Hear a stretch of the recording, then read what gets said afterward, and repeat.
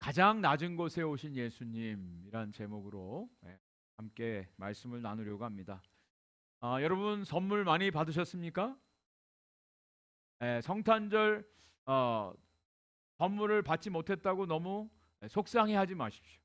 우리는 이미 성탄절 선물을 받았습니다. 아멘입니까? 네, 이미 성탄절 선물을 받았어요.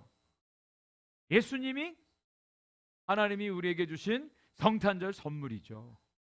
그렇기 때문에 기뻐하고 감사하고 또 우리 장로님 기도하신 대로 이 하나님의 사랑을 좀 많이 좀 나누는 베푸는 그런 시간이 되었으면 좋겠습니다. 기독교의 가장 큰 특징이 있다고 하면 저는 하나님이 우리에게 찾아오신 것이다 라고 생각이 되어집니다. 보통 일반 종교는 사람들이 신을 향해서 찾아갑니다. 근데 정말 인간이 하나님을 찾아간다라고 하는 것은 마치 무엇과 같으냐면 쥐가 고양이를 향해서 가는 것과 마찬가지다라고 하는 거예요. 인간이 신을 찾아서 간다. 이것은 쥐가 고양이를 찾아가는 것 같다. 죽으러 간다는 거죠. 갈 수가 없습니다. 죄를 짓고 또 죄 가운데 있는 인간이 거룩하신 하나님 앞에 갈 수가 없어요. 방법은 단 한 가지. 하나님이 우리에게 찾아오셔야 된다. 세상의 다른 어떤 종교도 이런 종교가 없어요. 하나님이 우리에게 찾아오셨다는 거예요. 근데 더 기가 막힌 것은 그냥 오신 것이 아니라 우리와 똑같은 모습으로 우리의 연약함 그대로 우리의 모든 우리가 경험할 수 있는 것들을 다 그분이 경험하시고 담당하시고 결국에는 우리를 대신해서 자신의 모든 것들을 내어 주기 위해서 이 땅에 하나님이 찾아오셨다라고 하는 것입니다. 여러분, 이 사실은 엄청난 사실이에요. 세상의 어떤 곳에서 이런 것을 말해주는 책이나 종교는 없습니다. 오직 성경 말씀이 이것을 우리에게 가르쳐주고 선포하고 있어요. 그래서 여러분, 이것이 바로 복음이라고 하는 것입니다.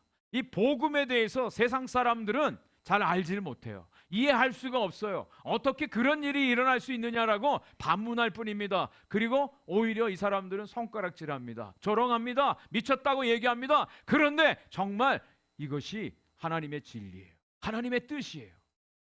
이 하나님의 뜻을 알고 이 하나님의 뜻을 온몸으로 받고 성탄절을 지내는 사람들은 이 의미를 알고 너무너무 고맙고 감사한 마음에 몸둘 바를 모르죠. 이것이 성탄절. 저는 가장 성탄의 가장 큰 하나님의 뜻, 하나님의 세상과 다른 부분이 있다면 그것은 가장 높은 곳에 계신 하나님이 낮은 곳에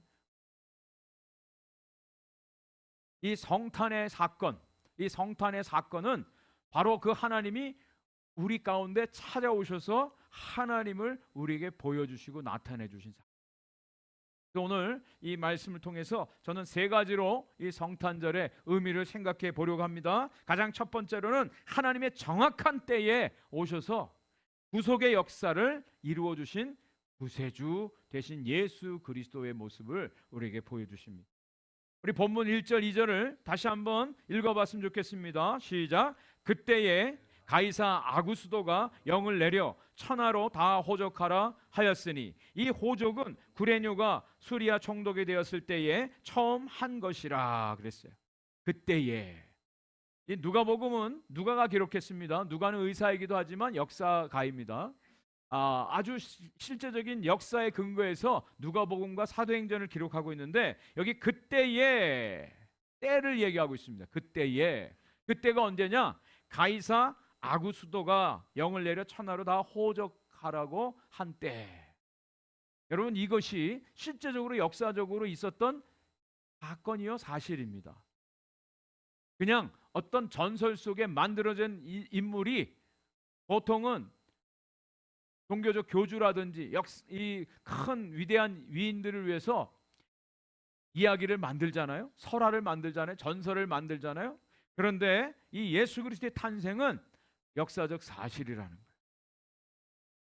가이사 아구스도, 이 사람은요 실제적인 로마 초대 황제입니다. 이름이 길어요.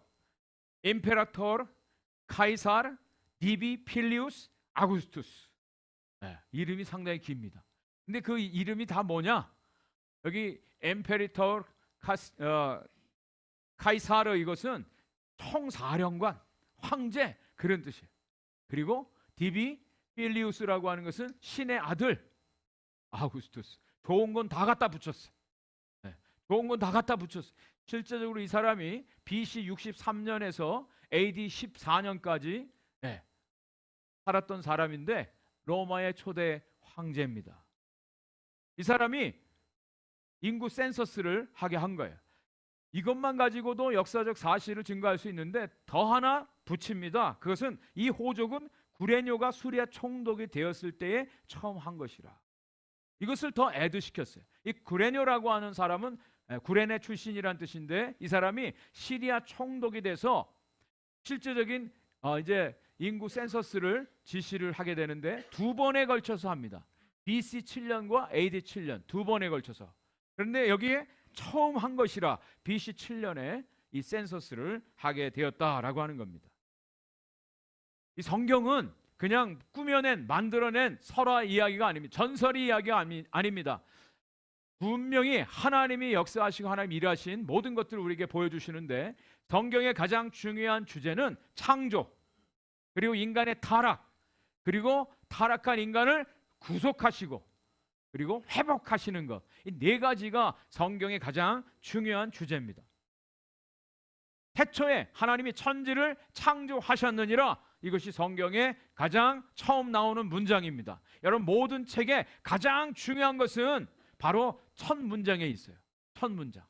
그래서 소설가들이 제일 소설을 쓰는데 어렵게 생각하는 게 뭔지 아세요? 첫 문장이래요.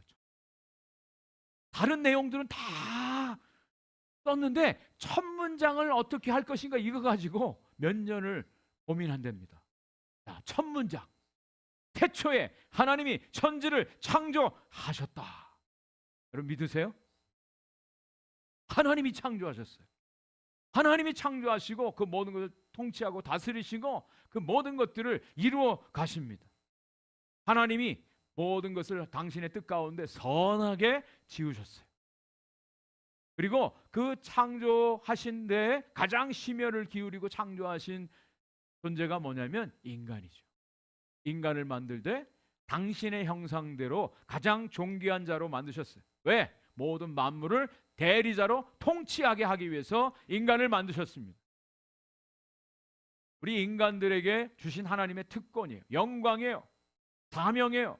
그런데 그 인간들이 어떻게 합니까? 교만해서 자기가 하나님처럼 되려고 했어요. 하나님과 같이 되려고 하나님께서 선악과를 따먹지 말라고 분명히 명령하셨습니다. 선악과라고 하는 것은 여러 번 말씀드리지만 선과 악을 분별하는 주체가 바로 자기가 되겠다라고 하는 거예요. 선악의 판단 기준이 자기가 되는 것을 바로 선악과를 따먹은 죄로 규정을 합니다. 하나님은 다 모든 것들을 다 먹으라고 했어요. 다 자유를 주셨어요. 그런데 단 하나, 이것 선을 넘지 마. 그 선이 뭐냐면 하나님이 계시다라는 거예요. 창조주 하나님이 계시고 너희들은 피조물이야. 이거 잊지 말고 살라고 하나님 분명히 말씀하신 거예요. 그런데 인간들이 그 선을 넘은 것입니다. 그 선을 넘은 것이 죄예요. 오늘날 저와 여러분들이 다 예수를 믿죠. 회개했다고 하고 주님을 믿는다고 합니다. 그런데도 우리가 죄를 짓는 게 뭔지 아세요? 그 죄를 짓는 것은 자기가 하나님의 자리에 서려고 하는 거예요. 하나님 노릇하려고 하는 것입니다. 그것이 죄예요. 그것이 죄예요. 그런 타락한 인간들을 위해서 하나님께서 벌써부터 구원의 계획을 가지고 계셨어요. 그 인간들을 죄짓게 하고 타락시켰던 그 뱀의 후손의 머리를 여자의 후손이 머리를 깨트릴 것이다 라고 말씀해 주고 있죠. 그것이 원시복음이라고 말합니다. 창세기 3장 15절 말씀이죠. 여자의 후손 곧 예수 그리스도께서 뱀의 후손의 머리를 깨트릴 것이다. 하나님께서는 이 당신의 약속하신 이 약속을 끝까지 이루어 가시는 거예요. 그 모든 이루어 가시는 과정이 성경의 이야기입니다. 성경은 하나님의 타락하여 범죄하여 영원히 형벌받을 수밖에 없는 인간들을 구원하시는 하나님의 구원의 역사예요. 다른 이야기가 아닙니다. 여러분, 이 성경을 통해서 내가 한번 인생을 한번 좀 잘 살아보겠다, 형통하게 해보겠다, 성공하겠다, 높은 자리에 올라가겠다, 교육 아이들 잘 시켜서 성공하는 아이들 만들겠다, 물론 그런 이야기들도 포함되지만 여러분, 성경은 하나님께서 영원한 형벌 가운데 죽을 수밖에 없는 우리 인간들을 구원하시는 구원의 약속의 말씀입니다. 이것이 내용이에요. 이것이 내용이에요. 지금 저와 여러분들은 매일같이 요한계시록 말씀을 묵상하고 있습니다. 여러분, 요한계시록 말씀 마지막 이제 예수님이 재림에 오시면 마지막 심판이 있다고 말씀하고 있어요. 참되고 의로운 심판이 있습니다. 재앙이 있습니다. 엄청난 재앙이 있습니다. 그래서 요한계시록 그냥 말만 들어도 오금이 저리고 그냥 두려워해요. 벌벌 떨어요. 그러면서 어떻게 할 줄 몰라요. 근데 여러분, 요한계시록은 그냥 벌벌 떨고 두려워하라고 주신 말씀이 아니라 어려운 가운데서도 하나님이 끝까지 구원해 내주시겠다라고 하시는 하나님의 의지의 표현이에요.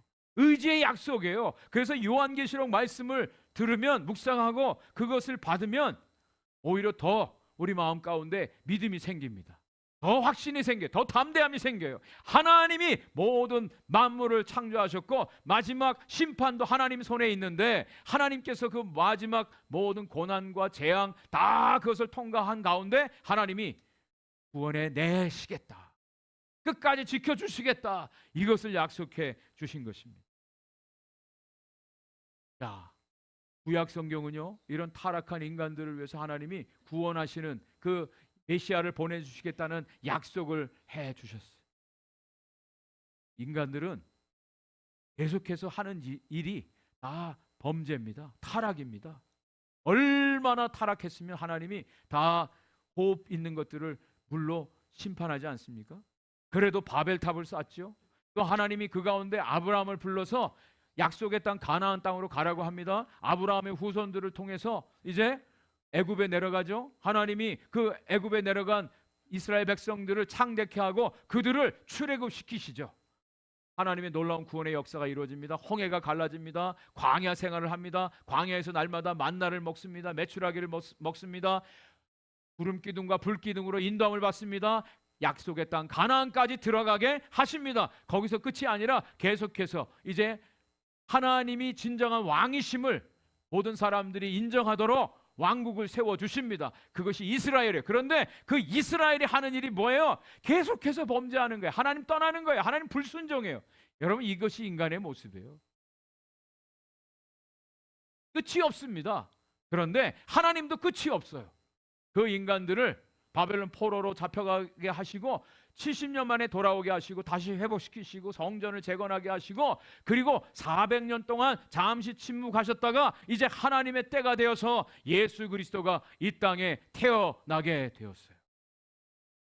그 말씀이 바로 갈라디아서 4장 4절 5절에 나와 있습니다. 같이 한번 읽겠습니다. 시작. 때가 참에 하나님이 그 아들을 보내사 이 여자에게 나게 하시고 율법 아래 나게 하신 것은 율법 아래 있는 자들을 속량하시고 우리로 아들의 명분을 얻게 하려 하심이라.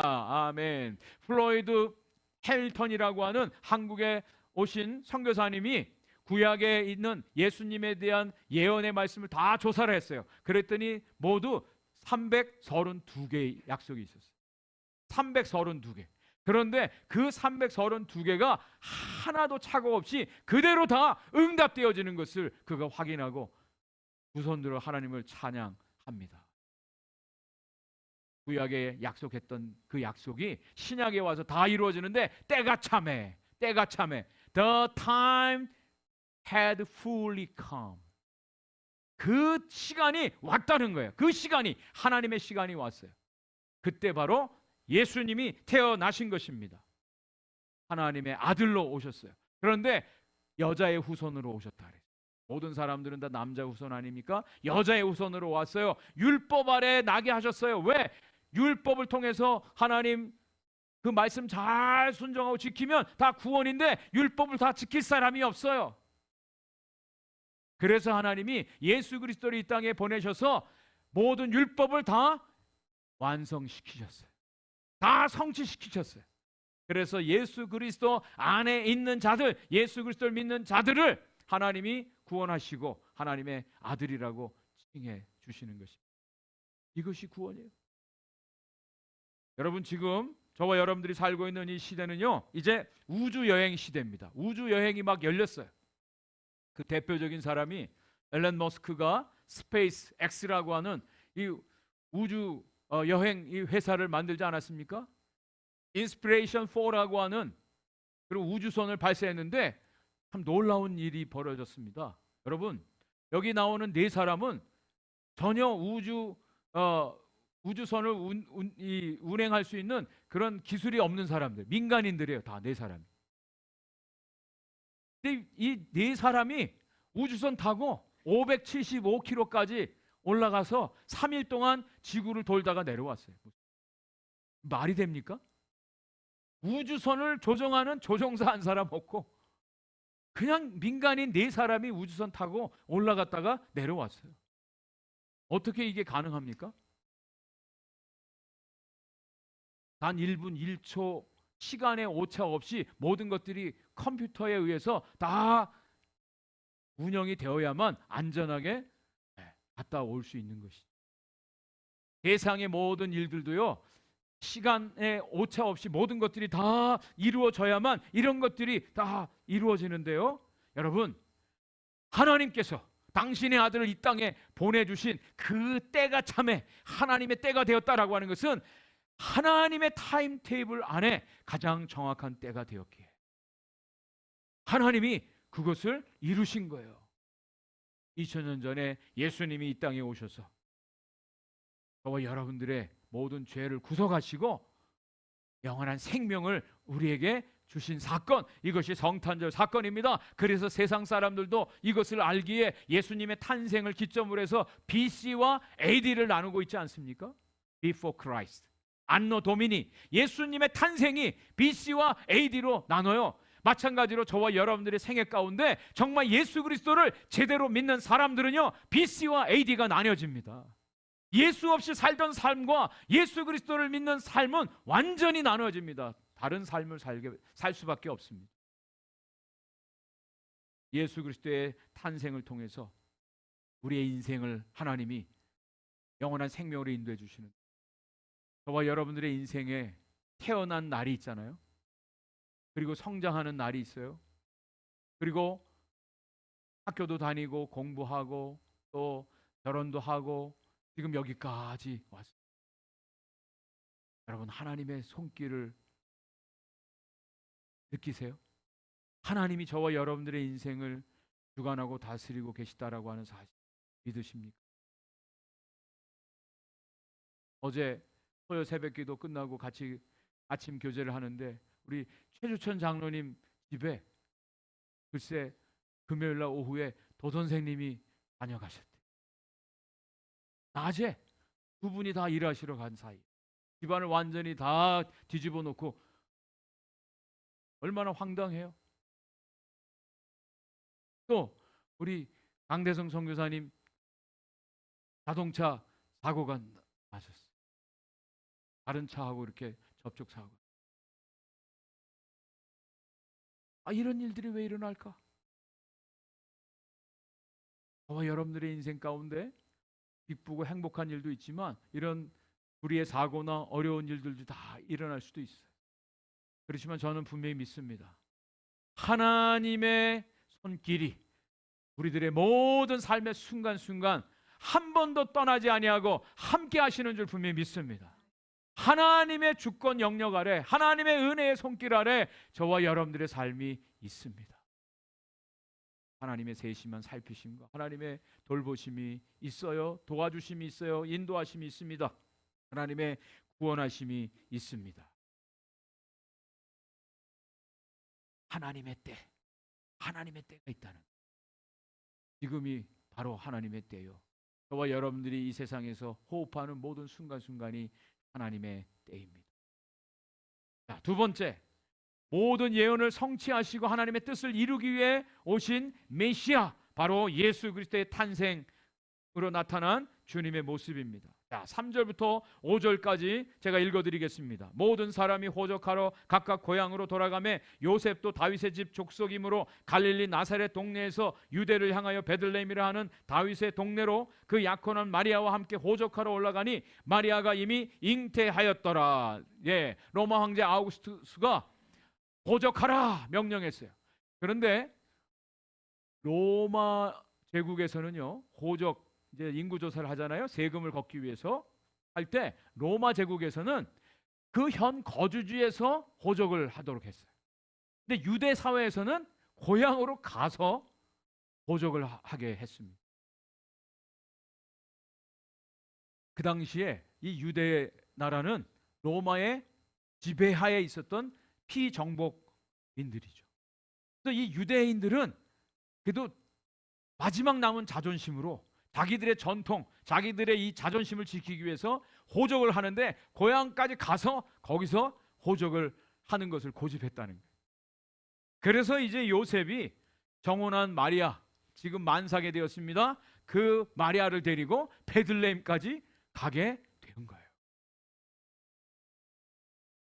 하나님께서 이 땅에 예수님을 보내주시는데 그냥 대충 아무 때나 보내시고 아무렇게나 하신 것이 아니라 하나님이 약속하신 그대로, 하나님 말씀하신 그대로 이 모든 것들이 이루어지도록 이제 그 시간에 그곳에 예수님이 나셔야만 돼요. 그렇게 하기 위해서 하나님이 로마 황제를 사용하시는 거예요. 여러분 아세요? 저와 여러분들, 하나님의 사랑하는 자녀들을 위해서 하나님은 이 대통령도 사용하시고 이 세상의 권세 있는 자들도 사용하시고 세상의 모든 사람들을 사용하셔서 당신의 사랑하는 백성들의 인생을 인도해 주시는 분인 줄 분명히 믿습니다. 하나님께서 그렇게 하세요. 자, 그래서 원래 요셉이 마리아가 살던 곳은 나사렛입니다. 거기서 베들레헴까지 장장 90마일이나 돼요. 가까운 거리가 아닙니다. 전기차 타고 간 것도 아니고 기차 타고 간 것도 아니고 버스 타고 간 것도 아니고 걸어서, 예? 나귀 타고 지금 만삭이 되어서 마리아 데리고 고향으로 간 거예요. 왜? 하나님의 약속의 말씀을 이루시기 위해서. 예수님 나시기 700년 전에 미가 선지자를 통해서 이런 예언이 있었습니다. 미가 5장 2절입니다. 베들레헴 에브라다야, 너는 유다 족속 중에 작을지라도 이스라엘을 다스릴 자가 내게로 나올 것이나 그의 근본은 상고에 영원에 있느니라. 예수님이 그냥 아무 곳에 나시는 것이 아니라 베들레헴에 나셔야 돼. 베들레헴에. 그래서 호적하게 하시고 그곳에 가서 낳게 하는데, 여러분 베들레헴의 뜻이 뭡니까? 떡집이에요. 떡. 오늘도 떡이 있습니다. 네, 이번 12월 달은 아주 떡의 풍년입니다. 계속해서 떡 먹어요. 떡이 얼마나 좋은지 너무너무 맛있습니다. 왜? 예수님이 생명의 떡이시니, 예수님이 생명의 떡이 베들레헴에 나시는 거예요. 그리고 예수님은 다윗의 자손으로 나신 왕족 아닙니까? 이것도 이사야 11장 1절 2절 여기에서 예언되어 있는 말씀입니다. 이새의 줄기에서 한 싹이 나며 그 뿌리에서 한 가지가 나서 결실할 것이요, 그의 위에 여호와의 영 곧 지혜와 총명의 영이요 모략과 재능의 영이요 지식과 여호와를 경외하는 영이 강림하시리니. 누구에 대한 예언이에요? 바로 예수 그리스도에 대한 예언이에요. 이사야 11장 10절 말씀에도 그날에 이새의 뿌리에서 한 싹이 나서 만민의 기치로 설 것이에요. 여기 기치라고 하는 것은 배너를 말합니다. 배너 아시죠? 배너. 예수님이 구세주 메시아라고 하는 것을 알리기 위해서 주님이 이렇게 예언하셨어요. 열방이 그에게로 돌아오리니 그가 거한 것이 영화로우리라. 바로 예수님은 다윗의 후손으로 이 땅에 오셨어요. 왕으로 이 땅에 오셨음을 말씀해 주고 있습니다. 그래서 예수님께서 십자가를 지시기 위해서 예루살렘에 들어가실 때 수많은 사람들이 이 종려나무 가지를 흔들면서 뭐라고 찬양했죠? 마태복음 21장 9절 말씀 같이 한번 읽겠습니다. 시작. 호산나 다윗의 자손이여 찬송하리로다. 주의 이름으로 오시는 이여 가장 높은 곳에서 호산나. 할렐루야. 호산나. 지금 우리를 구원하소서. 이 다윗의 자손이라고 하는 뜻은요, 그냥 혈통적으로 물론 다윗의 자손이란 뜻도 있지만 메시아라고 하는 뜻이에요. 메시아. 그 당시에 유대 사람들이 메시아를 기다렸어요. 메시아를 기다렸어요. 예수님이 메시아로 이 땅에 오셨어요. 유일한 구원자 메시아. 여러분, 예수님은 세상의 많은 우리를 구원해 주는 사람 중에 한 분이 아닙니다. 유일한 구원자세요. 믿으세요? 유일한 구원자세요. 다른 길은 없습니다. 그래서 예수님도 이렇게 말씀하셨습니다. 요한복음 14장 6절에 우리 다 같이 한번 읽겠습니다. 큰 소리로 시작. 예수께서 이르시되 내가 곧 길이요 진리요 생명이니 나로 말미암지 않고는 아버지께로 올 자가 없느니라. 믿으세요? 정말 예수님만의 유일한 구세주예요. 그런데 제가 너무나 안타까운 것은 교회를 다니는 사람들조차도 예수님 말고 다른 어떤 구원의 길을 찾는 사람들이 너무너무 많습니다. 다른 길은 없어요. 오직 예수 그리스도 한 분, 예수 그리스도만이 우리의 유일한 구세주요, 또 예수님만이 우리 인생의 모든 문제의 해결자 되십니다. 주님을 붙드세요. 주님께로 달려가서 주님 앞에 무릎 꿇으셔야 돼요. 그 길밖에 없어요. 그 길밖에 없습니다. 그래서 예수님을 우리가 알고 예수님을 통해서 우리가 구원받는 것이 얼마나 큰 은혜인지요. 에베소서 2장 8절 9절 우리 잘 암송하는 말씀이죠. 저는 이 말씀을 너무너무 제일 사랑하는 말씀입니다. 같이 한번 암송 크게 한번 하겠습니다. 시작. 너희는 그 은혜에 인하여 믿음으로 말미암아 구원을 받았으니 이것은 너에게서 난 것이 아니요 하나님의 선물이라. 행위에서 난 것이 아니니 이는 누구든지 자랑하지 못하게 함이라. 아멘. 아멘. 오직 주님의 은혜예요. 주님의 은혜 외에는 없어요.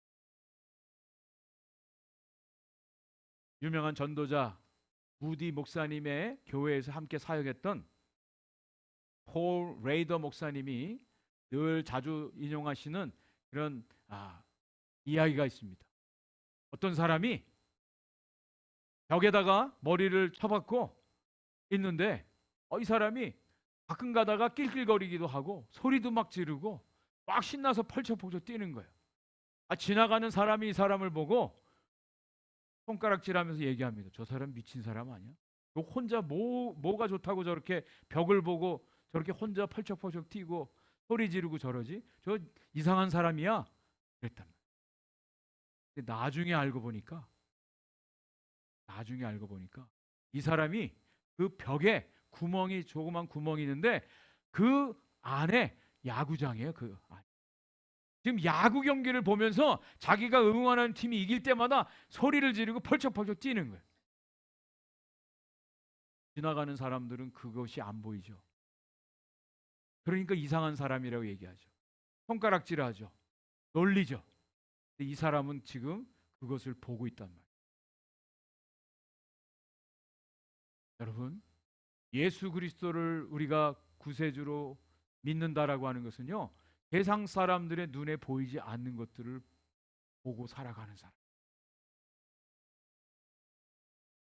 그래서 미쳤다는 소리를 듣는 게 어떤 면에서 보면 정상입니다.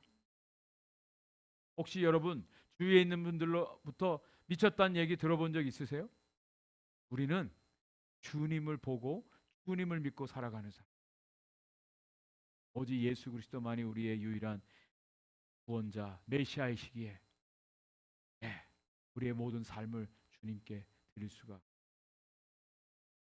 자, 마지막 세 번째입니다. 이제 결론입니다. 이 예수님은요, 우리의 삶의 자리에 가장 낮은 자리에 찾아오신 예수님입니다. 6절 말씀 7절 같이 한번 읽겠습니다. 시작.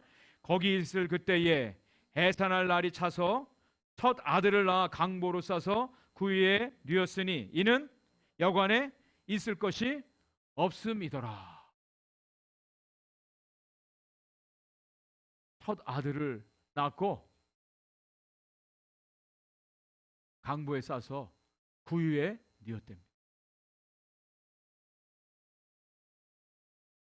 윌리엄 마클레이라고 하는 유명한 주석가가 이 본문을 주석하면서 이 당시 마국간은 베들레헴에 있는 베들레헴 그 마을의 정 가운데 있는 공영 마국간이었다. 거기에는 수많은 짐승들이 추위가 있고 아주 가난한 자들이 있는 곳이고 그리고 시끄럽고 지저분한 곳이었다. 그렇게 기록을 하고 있어요. 예수님이 나신 그 구유는 소외와 거절의 상징이었다라고 하는 것이죠. 여러분, 그 당시에 이 마리아의 나이가 10대 소녀입니다. 어떻게 잉태됐는가 우리는 잘 알잖아요. 천사가 성령으로 잉태할 것이다. 얼마나 두렵고 떨렸겠어요. 그리고 그걸 받아들이고 이제 임신했어요. 뭘 알겠어요.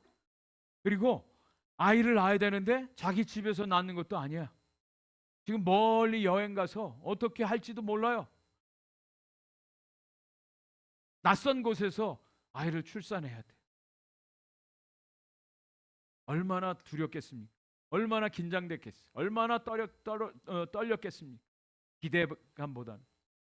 돈이라도 있어서 좀 여간에 편안한데 안락한 곳에서 아이를 낳았으면 그래도 나을 텐데 그런 건 또 없어요. 너무나 힘든 그런 순간이었어요. 아는 사람도 없어요. 그래서 겨우 한 가지 아이를 위해서 아이 누일 구유에 이 마국간에서 출산을 하게 된 거예요. 예수님이 어느 곳에 나셨다고요? 가장 낮은 거, 가장 소외된 거, 가장 외로운 거, 가장 가난한 거, 가장 시끄러운 거. 그곳에 주님이 동방 박사들도 유대인의 왕 나셨다는 별을 보고 찾아와서 제일 먼저 예루살렘으로 갔잖아요. 왕궁에서 나실 줄 알고 그게 아니었어요. 가장 후미진 곳, 가장 어두운 곳, 가장 외로운 곳에 주님이 오셨어요. 그래서요, 역사적으로도 보면 예수님을 믿고 예수님을 섬기는 사람들 보면 한가닥하고 뭐 있는 사람들이 아니에요. 정말 낮은 가난한 심령을 가진 사람, 예수님. 오늘 우리가 사는 이 세상은요 너무나 풍족해서 그것이 문제.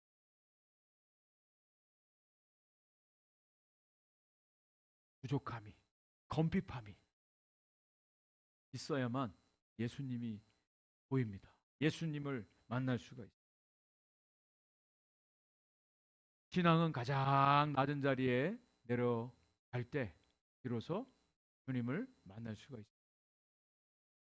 빌립보서 2장 6절부터 8절까지 말씀입니다.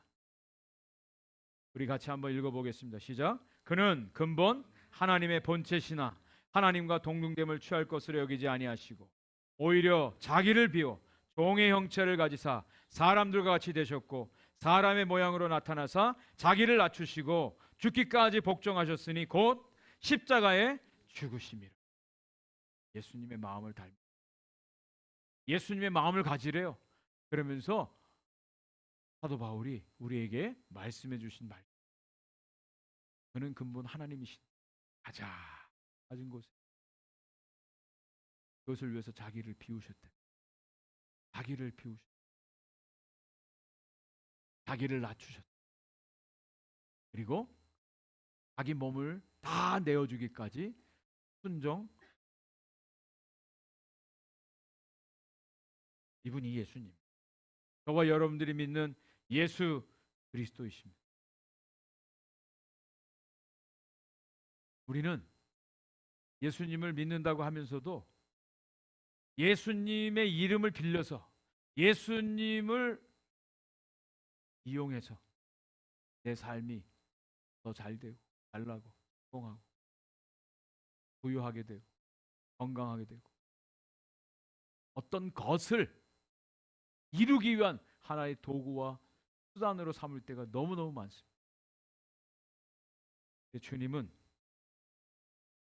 가장 낮은 곳에 오셨고 섬겨주셨고 그러면서 저와 여러분들에게 이 예수의 마음을 가지고 말씀하고, 한국에서 매년 성탄절이 되면 연극으로 플레이하는 유명한 연극이 있습니다. 벌써 40년째가 됐다 그래요. 이 빈방이 있습니까? 저도 청소년 때 이것을 교회에서 연극했던 기억이 있습니다. 내용은 아주 심플하죠. 빈방이 있습니까? 어떤 한 교회에 약간 정신지체가 있는 덕구라고 하는 아이가 있어요. 다른 사람들 다 배역을 맡기고 얘는 대사 하기가 어려우니까 아주 짧은 대사 한마디만 하는 역을 맡겼어요. 그것이 뭐냐면 여관집 주인 역이에요. 여관집 주인. 그래서 마리아하고 요셉이 와서 물어보는 거예요. 이 집에 빈방 있습니까? 그러면 얘는 빈방 없습니다. 그 한마디만 하면 되는 거예요. 이게 전체 대사예요. 그런데 덕구가 연극하는데, 실제적으로 연극하는데 빈방 없습니다 해야 되는데 빈방 있습니다 그런 거예요. 빈방 있습니다 그런 거예요. 그래서 완전히 그냥 연극이 망쳐졌어요. 망쳐졌어요. 그 연극이 끝나고 애들이 다 그냥 이 덕구 때문에 연극 망쳤다고 다 한 소리 하고 다 집에 갔어요. 덕구 혼자 남았어요. 무대에서 주님 앞에 무릎 꿇고 이제 독백하는 거예요. 기도하는 거예요. 예수님이 하나님 아들이라고 하는데, 그 하나님 아들이 이 땅에 오시는데 예수님, 그 아기 예수님 누일 방이 하나 없다는 게 말이 됩니까? 제 여관집 그 주인의 방이라도 저는 내드리고 그런 고백을 하는 거예요. 빈방이 있습니까? 빈방이 있습니다. 2024년 성탄절, 정말 예수님의 탄생, 주님이 우리 가운데 찾아오시는데 그 주님을 영접할, 주님을 모실 빈방이 우리에게 있으신가요? 너무나 여유가 없잖아요? 너무나 분주하지 않아요? 너무나 많은 것들, 다른 것들 때문에 예수님의 자리가 없어요.